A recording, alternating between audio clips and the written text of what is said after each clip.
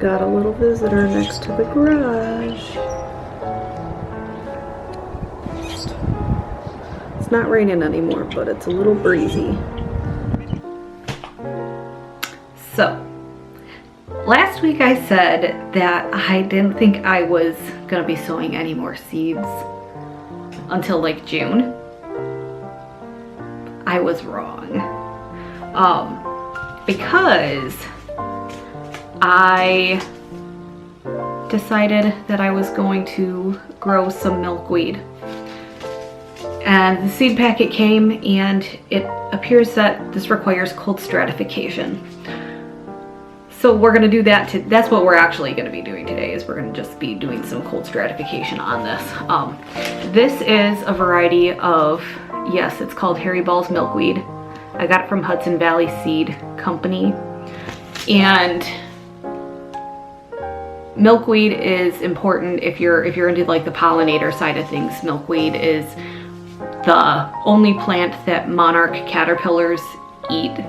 So it's really important that we have it, especially if we're going to be welcoming pollinators into our garden. And I can't guarantee that I'll have any monarch caterpillars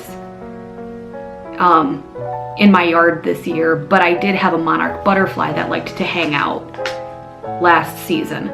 So at least giving them a spot where they could, in theory, lay their eggs and potentially for having a food source for caterpillars is, I think, a good idea. But also, if you see, they're just kind of fun. And when I used to work at a farmer's market, and one time I bought my mom a bouquet while I was working at this farmer's market, and they actually had, this was called, there was some of this in the actual bouquet kind of as a filler, and I was like, what is this? And they told me it's called Oscar, which is another name for this this particular milkweed.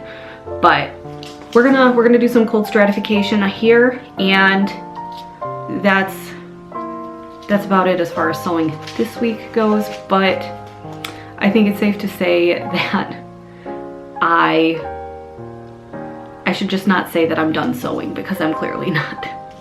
Prior to the seeds arriving and me seeing that cold stratification is required, I saw the word cold stratification and I broke out in a cold sweat, because I was like, what on earth is cold stratification? But basically what I understand cold stratification is that it kind of mimics the process. So out in the world, the milkweed, like, you know, it releases its seeds in the fall, I suppose, and the seeds don't actually do anything. They go dormant through the winter. And so this is kind of mimicking that process that kind of wakes them up out of dormancy. So what I'm gonna do here is I'm gonna take a wet napkin and I'm gonna just pop it into this little silicone baggie, and it's gonna go live in my fridge for 2 weeks, because that's what the seed packet says. It says store in a cold place for 2 weeks. This one actually tells me to go ahead and put it in like a soil, like a 6-cell plug, and put that in the refrigerator for 2 weeks. But everything else on the internet that I saw about cold stratification just said just keep them moist and cold for 2 weeks, and then they should be okay. So I guess we'll try that, and if it doesn't work in 2 weeks, we'll try it the other way. I don't want to inundate my garden, even though these are really fun for bouquets, and I do want to give pollinators and the monarch caterpillars an opportunity to have something to eat if they show up.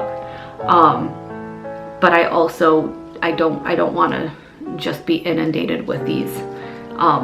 So we're just gonna go ahead and we're gonna get to stratifying.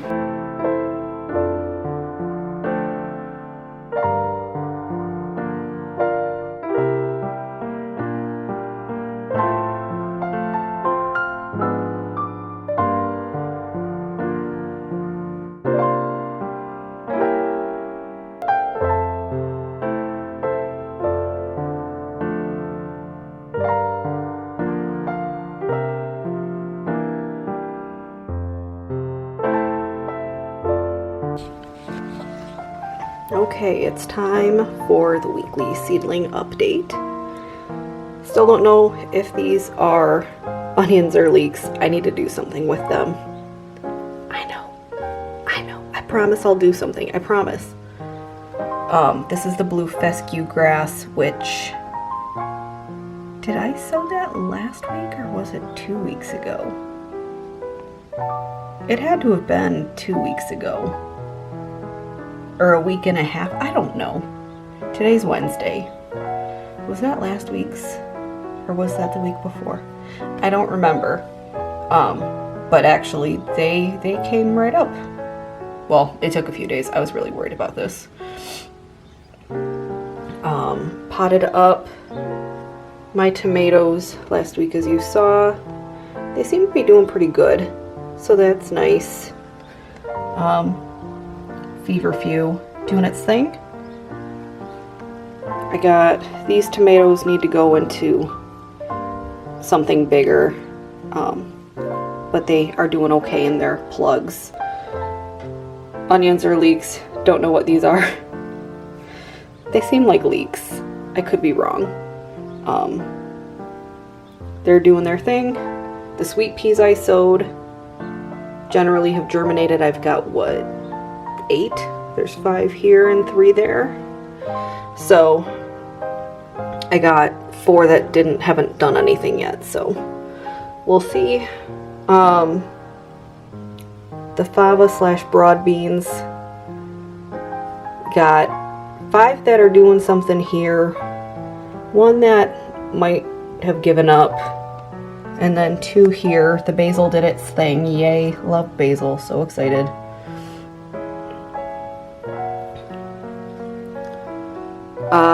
Tomato, combination of tomatoes and bunny's tail grass, which look how, like, this is taking off. This is doing its thing. It is living its best life, I think. Cinnamon basil in here as well. I love this stuff. It's already so fragrant. This basil over here is already fragrant too. As soon as it's germinated, it's like it has a scent. But the cinnamon basil's here and it's lovely. My frosted explosion grass and 1 aster.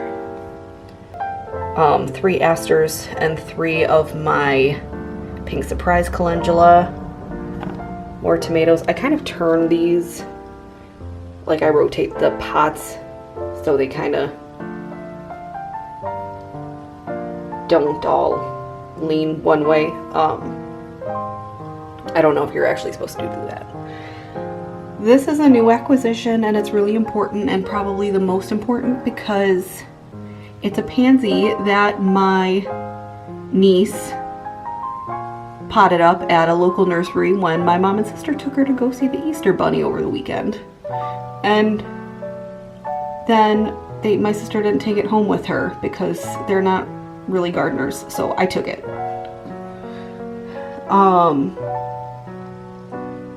More tomato. That one's a big, oh no, not a big ramble, that's a garden peach. I've got 4-ish marigolds. It might only be 3. Those 6 never did a gosh darn thing, which is kind of annoying. Zinnias and anise hyssop. More zinnias. These are my black-eyed Susans. Anise hyssop. And two more zinnias. My tomato forest. And then I caught a wild hare at the end of last week and decided I would try and get some tomato slips. Not tomato slips, sweet potatoes. So I threw some dirt in here and moistened it and put some sweet potatoes in it. And I covered it with foil, so I'll probably check in a couple days just to see if anything's happening. But if nothing happens, no big deal, but I thought I would at least try. My calendula resina, more cinnamon basil, more bunny tails, snapdragons, and then my gomphrena. More tomatoes.